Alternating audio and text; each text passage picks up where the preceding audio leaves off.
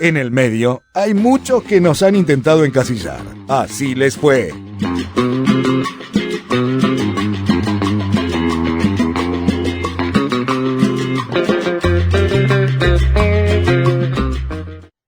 Buenas, buenas, bienvenidos a este espacio que hemos denominado la columna de Mauro y Lilian en Periodismo con Sentido.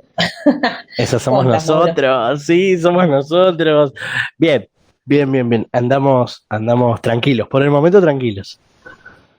El clima acompaña también. Eso es verdad. Porque bueno, la verdad sea dicha públicamente, el otoño es la mejor estación del año, dicho por mí, obviamente, ¿no? No Sí, necesito otra fuente, ni necesito ofrecerle al público pruebas la valida. científicas. No necesitamos la validación de nadie, Exactamente. es totalmente subjetivo esto. Obvio.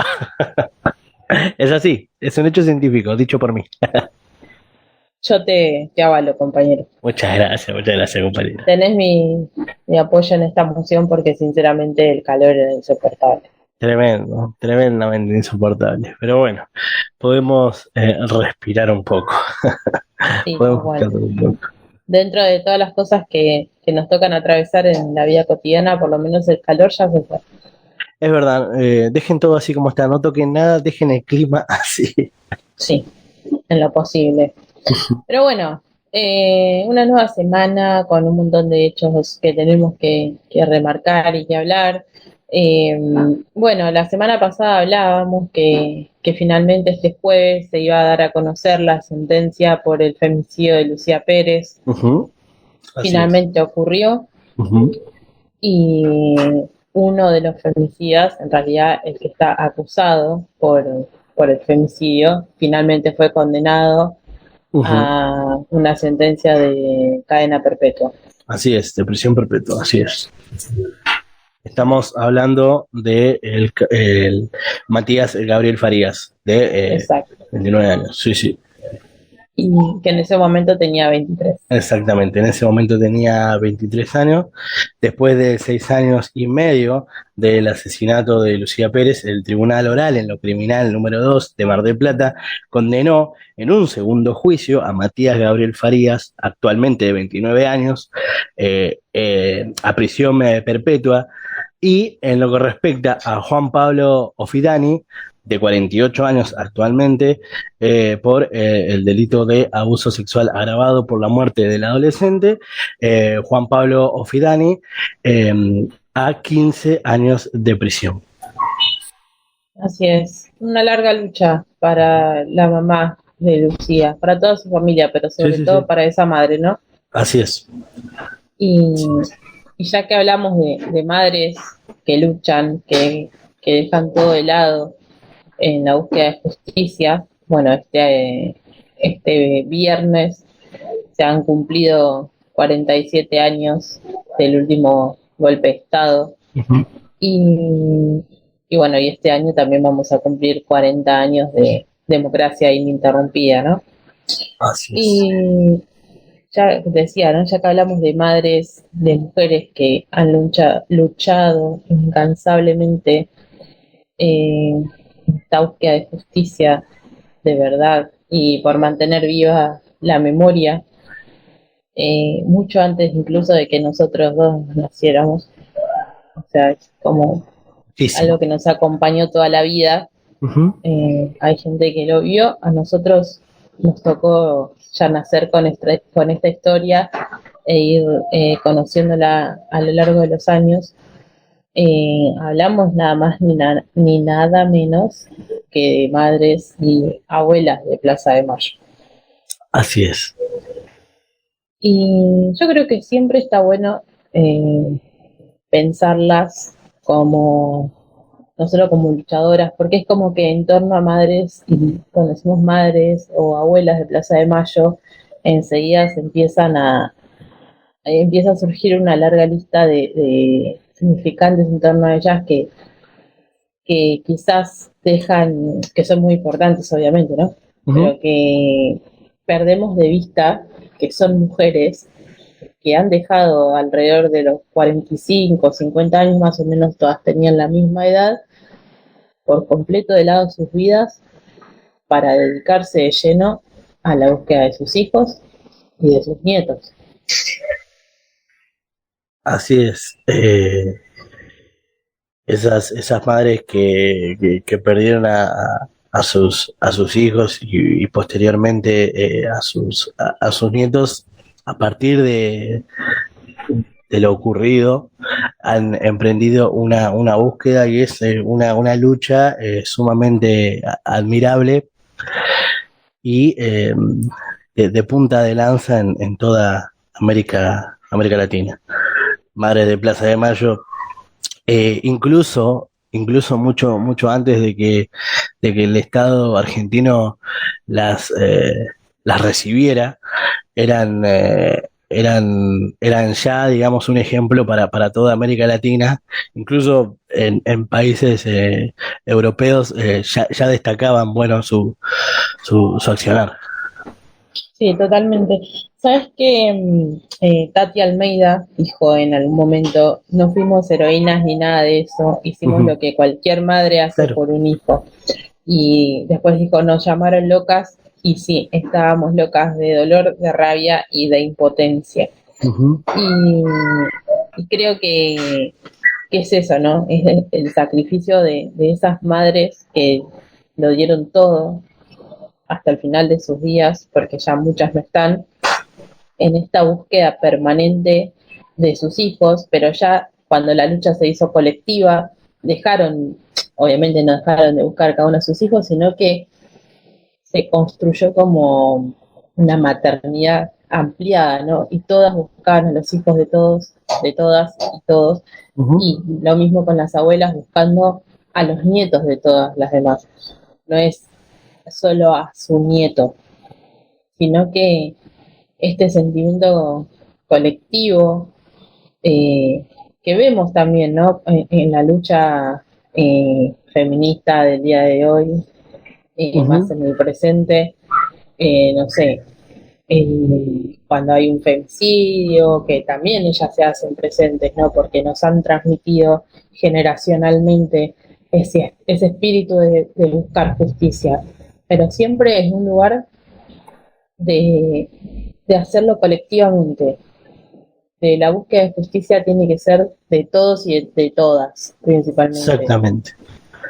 Y siempre Exactamente. a mí me impactó mucho eh, pensar que a pesar del dolor, ¿no? De que les hayan arrancado, lo hablamos también la semana pasada con lo de Lucía, Ujú. ese dolor tan profundo de que te arranquen así un hijo o una hija o un nieto o una nieta, nunca pidieron venganza, No, jamás. no. Siempre, incluso hasta el día de hoy, se habla de que los genocidas tengan juicios justos, para que no quede ninguna duda de que si están presos hasta el día que se mueran, como fue el caso de Videla, Mm. que también siempre me gusta recordar este dato, y que se murió sentado en el inodoro cagando.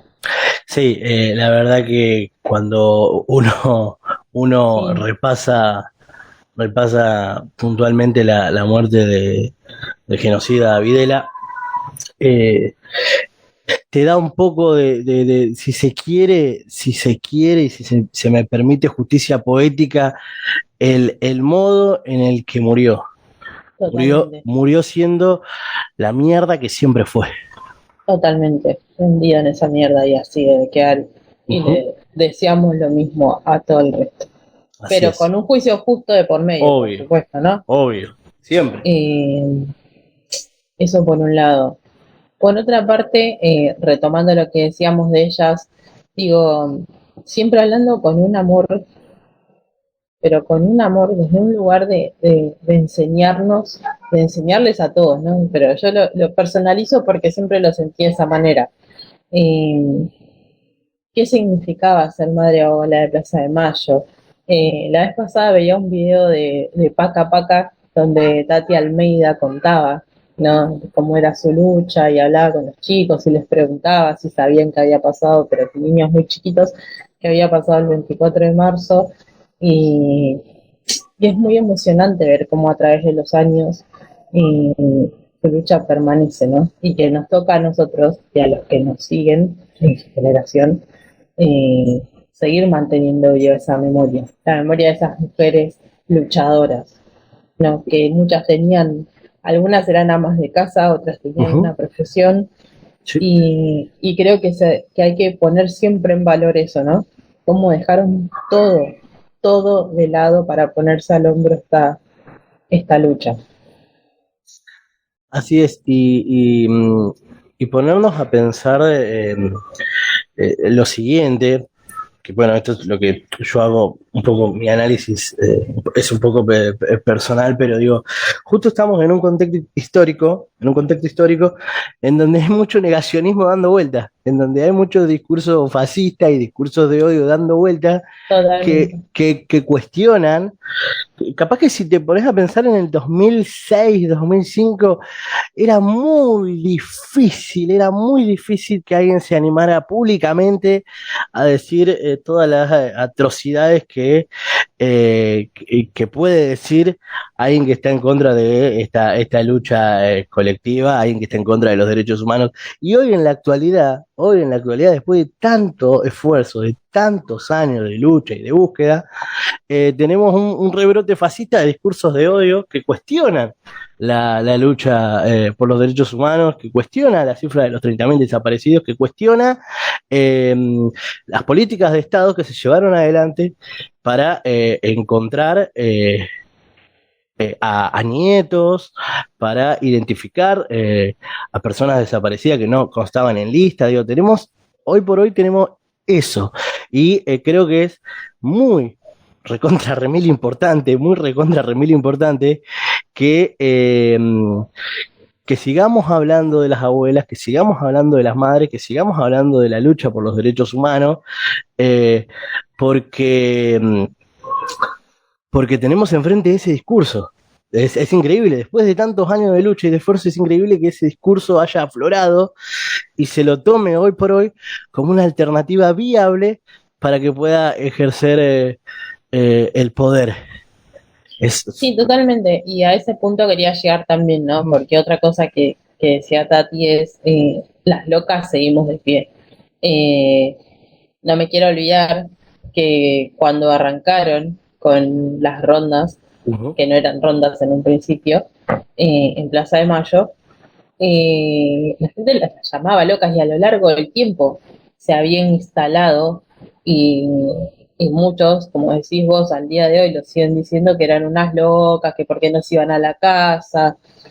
que si los hijos eran montoneros, que se jodan, que el famoso algo habrán hecho, ¿no? Oh, Y sí. cómo ellas lucharon para poner la lucha por encima de eso. Y digo, si bien obviamente hay mucha distancia entre las cosas que voy a mencionar con respecto a la lucha de madres y abuelas, también a las feministas cuando en esta nueva ola, digamos, empezamos a salir y a tener más visibilidad y a pedir por algunos derechos como el derecho al aborto, también se nos pone siempre, ¿no? Ese mote de locas. Uh-huh. Las mujeres, cuando reclamamos, cuando nos unimos, cuando luchamos por una causa, siempre somos las Uh-huh. locas, las que estamos al pedo, las que no tenemos nada mejor que hacer, porque ¿por qué no nos vamos a nuestra casa a cuidar a nuestros pibes, atender a nuestros ¿Qué maridos? hace, qué hace, qué hace marchando? ¿Dónde está su hijo? ¿Qué hace marchando ahí? Tal cual. ¿Por qué no está en su casa con su familia? En vez de estar en su casa con su familia, no está ahí marchando. Se ve que no tiene nada mejor que hacer. Son todos, Con el tupé de exigir un derecho nuevo, ¿no? claro, encima con el tupé exigiendo un derecho nuevo. ¿Qué se cree esta chirusa? No, no, no, es tremendo. Totalmente. Y Esto digo, sí, sí. no, no, y las mujeres en general en los ámbitos políticos también son tildadas de locas. Ujú. Ni hablar de Cristina, que hasta la han diagnosticado vía televisión, síndrome de Uri, que vaya a saber uno qué. Sí, A Cecilia Moró, el, perio- el, una sí, el periodista Nelson Castro bueno, diagnosticó esa ya, tremenda. historia vieja conocida y Sí. nada.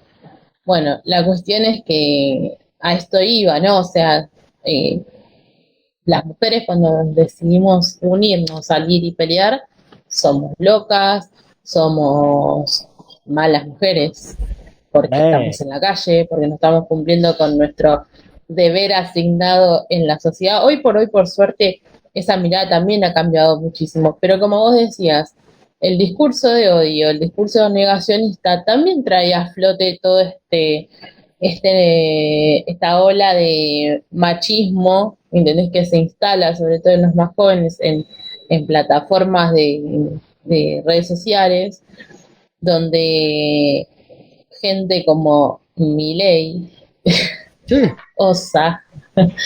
osan hablar mal de madres, se habla de Plaza de Mayo, y de todas las mujeres en general, ¿no? Donde tenés un Horacio Rodríguez Larreta ya advirtiendo de antemano que va a eliminar por completo el Ministerio de Mujeres, por ejemplo, con sí. todo lo que eso implica. Más allá de que nosotros inclusive en este espacio hemos sido bastante críticos de la gestión, Así es, eso no quiere decir que deba ser eliminado. tal cual, sí, no, tal cual, tal Y cual. que en tal caso las que seguimos luchando y pidiendo por esos espacios y porque se mejoren y funcionen de otra manera, somos nosotras. Obvio, pero además incluso nosotros en este espacio hemos hecho algo sumamente lícito, que es el hecho de criticar barra exigir que el Ministerio de la Mujer tenga concretamente políticas que se puedan traducir en el materialismo de la vida de cada mujer. Es así. Totalmente, Digo, sí, sí, sí, sí. Pero vuelvo a esto, ¿no? A la importancia que yo le doy a esas mujeres que dejaron todo para salir a luchar. Y en que eso, ¿no? Esa enseñanza es la que nos dejan a las otras generaciones que vinimos después y que nosotras y nosotros todos en realidad tenemos el deber de, de pasarle, de traspasarle a los que nos suceden. ¿No? Que no quede completamente. solamente en una consigna o en un pañuelo blanco que significa algo. Claro, La no. memoria la construimos colectivamente, cotidianamente, no solamente el 24 de marzo, todos los días. Todos los santos días, así es, todos los días la construimos, porque todos los días siempre encontramos un espacio en el día, ya sea en el laburo, ya sea en nuestras casas, ya sea en la calle, donde sea que esté, siempre hay un espacio eh, para una charla y una reflexión consigo mismo y si se puede, bueno, una charla con el otro o la otra, ¿no? Sí, y sabes que hay algo muy importante también que nos han enseñado ellas, es que no hay que tener miedo al intercambio. Exactamente. Les recomiendo mucho que miren cuando tengan tiempo en YouTube, busquen Caja Negra, Estela de Carlotto, que es una entrevista que le hizo el periodista Julio Leiva, Ujú. donde ella cuenta una anécdota de cuando fue a la mesa de Mirta Legrand, ¿no? Y que Mirta Legrand le dice, señora, yo antes no la hubiera invitado, y ella le dice, yo antes no hubiese venido. Claro. Y es eso, ¿no? Es ocupar esos espacios, todos los posibles, para dar a conocer la lucha de cada una, de madres, de abuelas y la lucha propia que hoy por hoy nos convoca, como la violencia contra la mujer, eh, las desigualdades sociales, Ujú. todas, y ocupar todos los espacios que nos sean posibles.